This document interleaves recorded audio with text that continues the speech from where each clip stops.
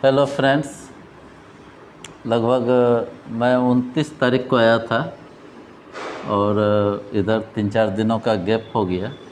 तो हम लोगों का चल रहा था लीग ऑफ नेशंस, और लीग ऑफ नेशंस के 3 वॉल्यूम आप लोगों के बीच आ चुके थे और ये लास्ट वॉल्यूम है जिसमें आपको मैं आपको बता दूं कि लीग ऑफ नेशंस लगभग 9th 12th और ग्रेजुएशन क्लासेस में यूनिवर्सिटी से संबंधित जो परीक्षा में जो ज़रूरत है इसकी वो तो है ही। इसके अलावे कई कॉम्पिटिटिव एग्ज़ाम्स में इससे आधारित प्रश्न रहते हैं। तो वॉल्यूम 1, 2, 3 जो था उससे ऑब्जेक्टिव प्रश्न बहुत रहते हैं। तो आज का जो वॉल्यूम होगा यानी वॉल्यूम 4, ये कॉम्पिटिटिव एग्ज़ाम के व्यू से नहीं है, लेकिन यूनिवर्सिटी या 9th व 10th के बच्चों के लिए ज़रूरी है। तो आज हम लोगों का जो लास्ट टॉपिक इसमें बचा हुआ है वो है राष्ट्रसंघ की असफलता। राष्ट्रसंघ की असफलता के कारण। आपने इसके पहले देखा था राष्ट्रसंघ के कुछ सफल कार्य और कुछ असफल कार्य, लेकिन आज हम लोग ये देखेंगे कि ये सफल कार्य और असफल कार्य के बीच एक जो तीसरी बात आ रही है कि आखिर क्या कारण थे कि राष्ट्रसंघ जैसी अंतर्राष्ट्रीय संस्था फेल्योर हो गई, नहीं चल पाई।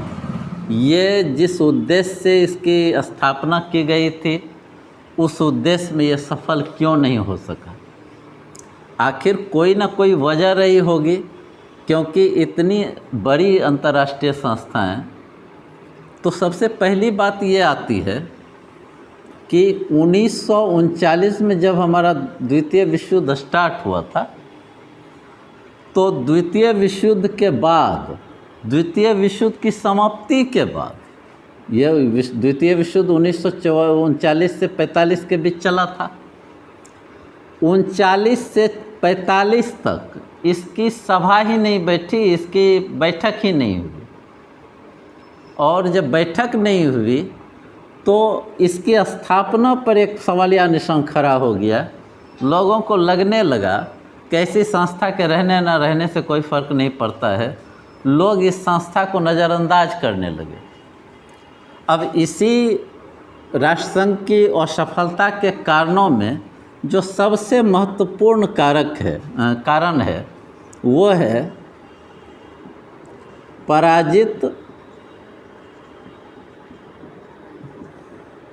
राष्ट्रों की असंतुष्टि। पराजित राष्ट्रों की असंतुष्टि। आपको मालूम है, चूँकि आप लोग पढ़ चुके हैं, कि जैसे जर्मनी जैसा देश, जर्मनी जब प्रथम विश्व युद्ध में पराजित हुआ तो जर्मनी के साथ एक अपमानजनक संधि की गई थी, जैसा कि जानकारी है आपको, वर्साय की संधि, जो आपको हुई थी 1919 में। इस वर्साय की संधि के द्वारा जर्मनी को बिल्कुल पंगु बना दिया गया था। जर्मनी की जो सारी शक्तियां थीं छीन कर दी गई थी। तो जर्मनी इस बात को समझ रही थी, जर्मनी जैसा देश इस बात को समझ रहा था कि यह जो राष्ट्रसंघ है ये सिर्फ मजबूत या फिर विजित राष्ट्रों का ही एक संघ है, जिसमें पराजित राष्ट्रों के साथ जो अन्याय हो रहा था, दुर्व्यवहार हो रहा था, इस दुर्व्यवहार को LON चुपचाप देख रही थी। इसलिए जर्मनी, इटली, तुर्की, बुल्गारिया, ये सारे जो देश थे जो हार चुके थे, इन लोगों ने ऐसी संस्था पर सवालिया निशान खड़ा कर दिया और ऐसी संस्था की बातों को नज़रअंदाज करना शुरू किया, जिसके कारण राष्ट्रसंघ जैसी संस्था असफल हो गई। दूसरा जो कारण है, जो बहुत बड़ा कारण है, वो है USA यानी संयुक्त राज्य अमेरिका। संयुक्त राज्य अमेरिका का अलग रहना, का अलग रहना। अब देखिए, संयुक्त राज्य अमेरिका का अहम रोल है राष्ट्रसंघ की स्थापना में। आपको पिछले वीडियो में बताया गया था कि एक अमेरिकी राष्ट्रपति थे वुडरो विल्सन। इस वुडरो विल्सन ने राष्ट्रसंघ की स्थापना में अपनी महत्वपूर्ण भूमिका निभाई थी, लेकिन राष्ट्रसंघ का सदस्य कौन होगा उस देश की संसद तय करेगी, ये बात आ गई थी। तो जब ये राष्ट्रसंघ के जो संस्थापक थे वुडरो विल्सन जब अपने ये सदन में गए, तो वो उसके सदन को सीनेट कहा जाता है, आपको याद रखना है, सीनेट कहा जाता है। तो सीनेट के सदस्यों ने बिल्कुल मना कर दिया कि आपको राष्ट्रसंघ की सदस्यता नहीं लेनी है। अब भाई क्यों नहीं लेनी है? अगर राष्ट्रसंघ की सदस्यता लीजिएगा तो राष्ट्रसंघ के नियमों का पालन करना होगा, या फिर हमको यानी USA सोच रहा था कि हमको राष्ट्रसंघ के नियमों का पालन करेंगे, यानी राष्ट्रसंघ को लगेगा कि USA उसके अधीन है, इसलिए उसे लगा कि इसके सीनेट को कि USA को किसी भी हाल में राष्ट्रसंघ से दूर रखा जाए। तो बाकी जो देश थे वे समझने लगे कि जितनी वो चूँकि बड़ी शक्ति थी, इतनी बड़ी शक्ति थी और इतनी बड़ी शक्ति का अलग रहना, और इसके अलावे जैसे रूस था, रूस भी आपको अलग ही था, उस समय बाद में शामिल हुआ था। जर्मनी भी 1925 में शामिल हुआ था। तो बड़ी बड़ी जो शक्तियाँ अलग थीं, तो इसलिए ये बात आ गई थी कि ये लगता है कि सिर्फ बड़ी जो शक्तियाँ हैं उसके सामने लीग ऑफ नेशंस घुटने टेक देगा, इसलिए बड़ी बड़ी शक्तियाँ उससे अलग रही।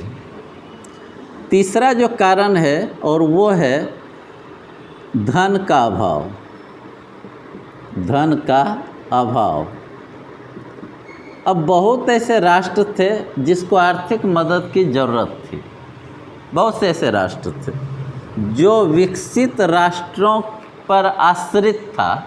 ऐसे बहुत से राष्ट्र थे, एक आध राष्ट्र नहीं थे, ऐसे राष्ट्र ढेर से थे।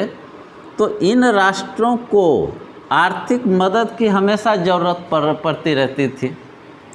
और जैसे कि आज आपको जैसे मालूम होगा कि वर्ल्ड बैंक है, आज IMF है, ये सब जो अंतर्राष्ट्रीय संस्थाएं हैं जो मुद्रा का काम संभालता है, तो ऐसी कोई संस्था राष्ट्रसंघ के पास नहीं थी और इसका राजकोष बहुत ही हल्का था, बहुत ही कमज़ोर था।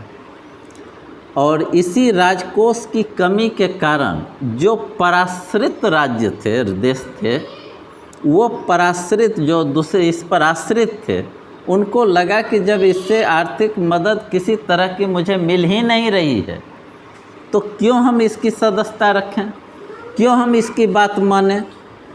इसलिए धन के इस अभाव ने राष्ट्रसंघ को ले डूबा, राष्ट्रसंघ मटिया मेट हो गया, राष्ट्रसंघ का पतन हो गया। चौथा कारण देखिए, चौथा है राष्ट्रसंघ के गठन में दोष।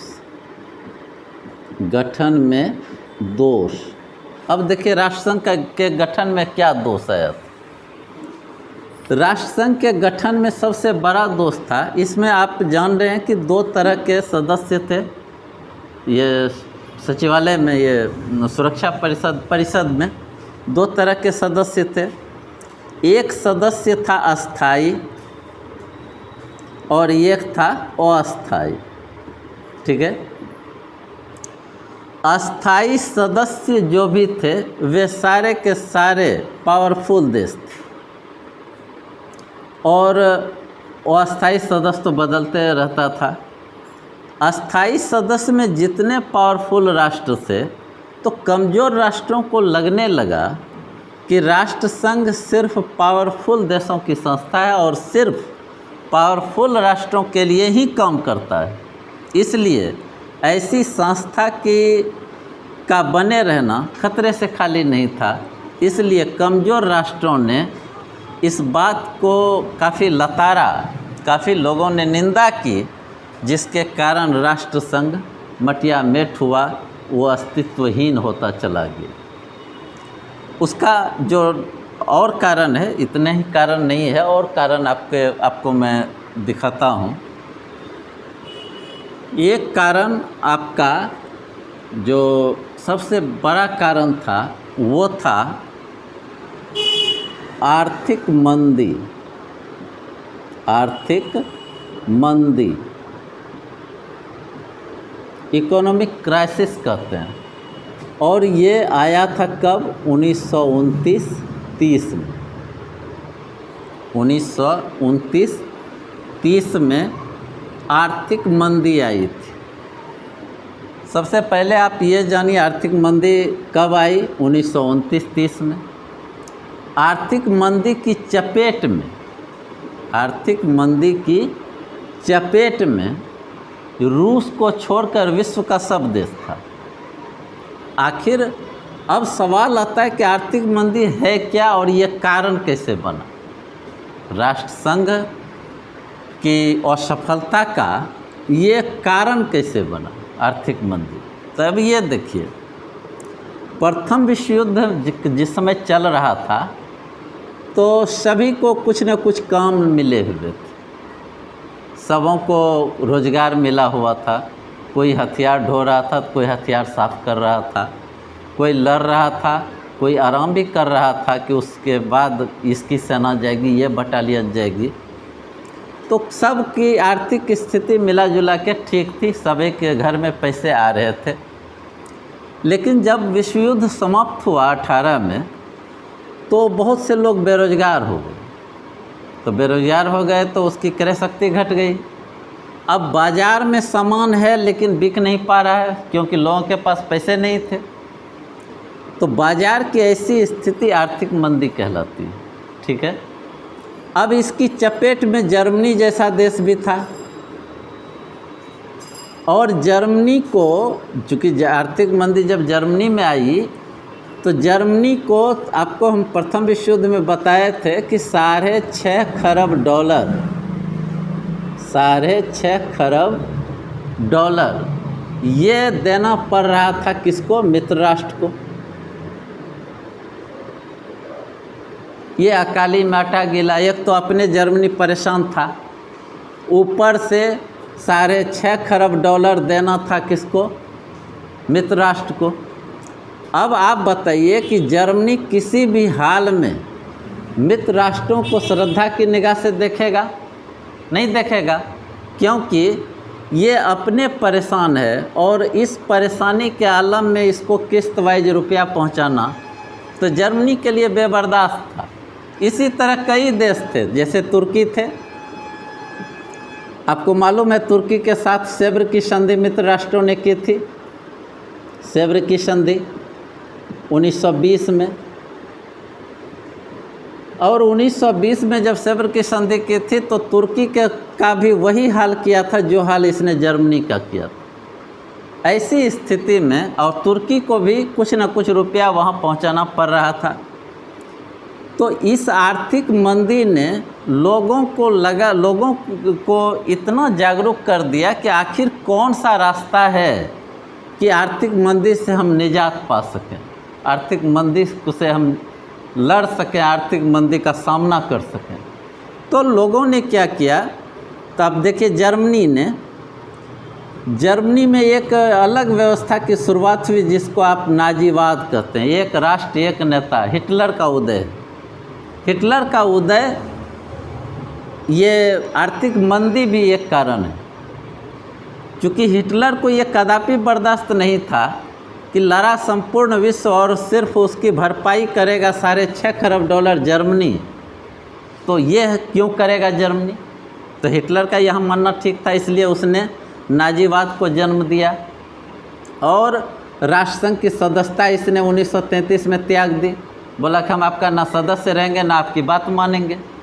तो इस तरह जर्मनी में नाजीवाद का उदय हुआ और इस नाजीवाद के तहत ये राष्ट्रसंघ असफल हुआ। दूसरा था जैसे इटली है ये, तो इटली में क्या हुआ, बेनितो मुसोलिनी ने फाशीवाद की शुरुआत की।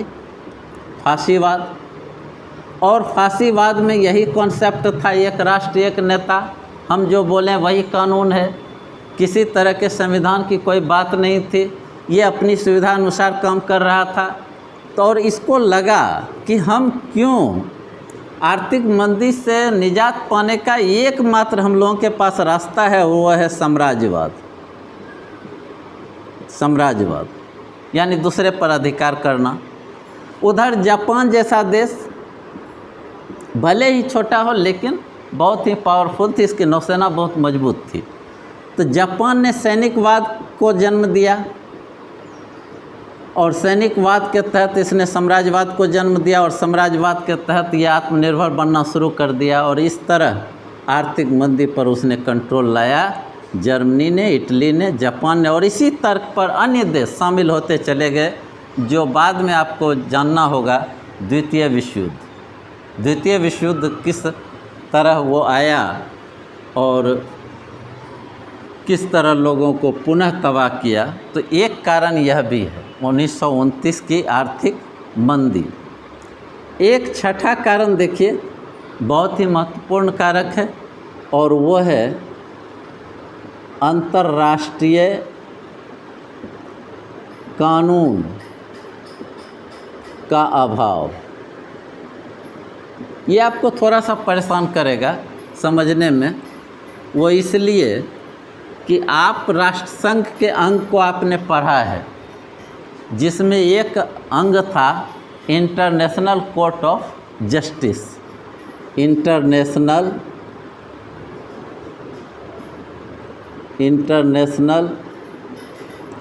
कोर्ट ऑफ जस्टिस, ये एक अंग था, आपको हमने बताया था पिछले वीडियो में।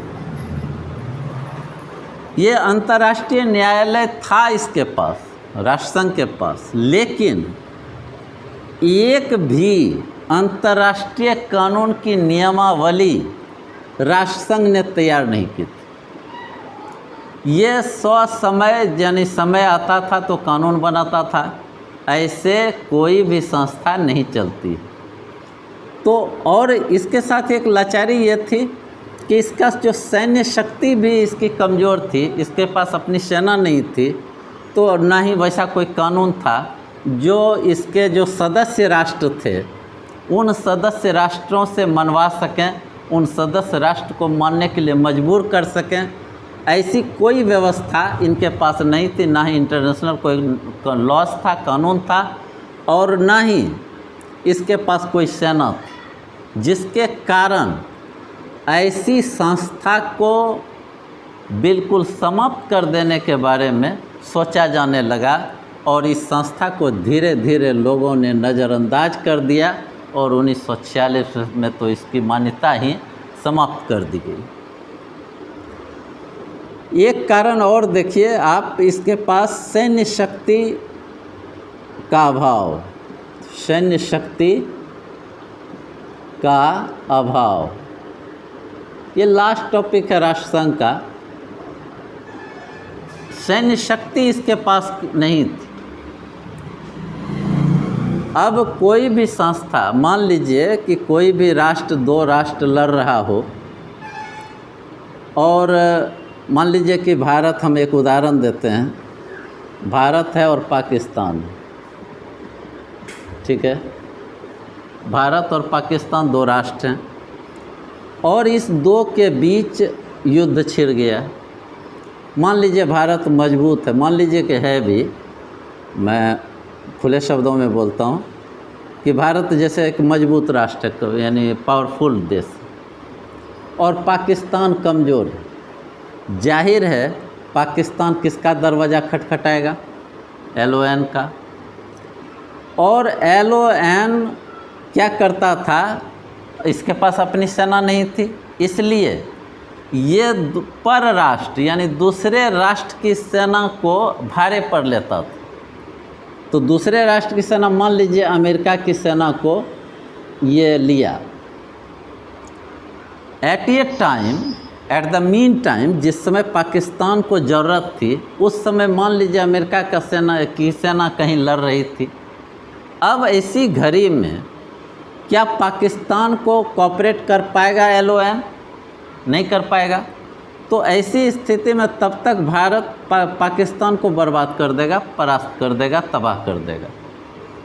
अब पाकिस्तान जैसे देश को इतनी बात तो समझ में आएगी कि ये जो संस्था है, ये संस्था मौके पर सहायता नहीं कर सकती। ये सिंपल बात है कि जब इसको सेना की ज़रूरत थी तो वैसी स्थिति में इसे दूसरे राष्ट्र से सेना लेना पड़ता था, और वैसे मौके पर उसको सेना नहीं मिली तो LON चुपचाप देखता रह गया, और तब तक में पाकिस्तान तबाह हो गया। इस तरह ये 7 कारण थे जिसके कारण संयुक्त ये राष्ट्र संघ असफल हो गई। तो राष्ट्र संघ की असफलता के यही 7 कारण थे। और नेक्स्ट जो वीडियो होगा वो कंपटीशन के लिए होगा, और BA के स्टूडेंट्स के लिए होगा, 9th के स्टूडेंट्स के लिए होगा, बिहार बोर्ड से संबंधित तो निश्चित रूप से। और कंपटीशन में ऐसा कोई कंपटीशन नहीं है जिसमें एक इंटरनेशनल संस्था UNO के बारे में ना पढ़ना पड़े।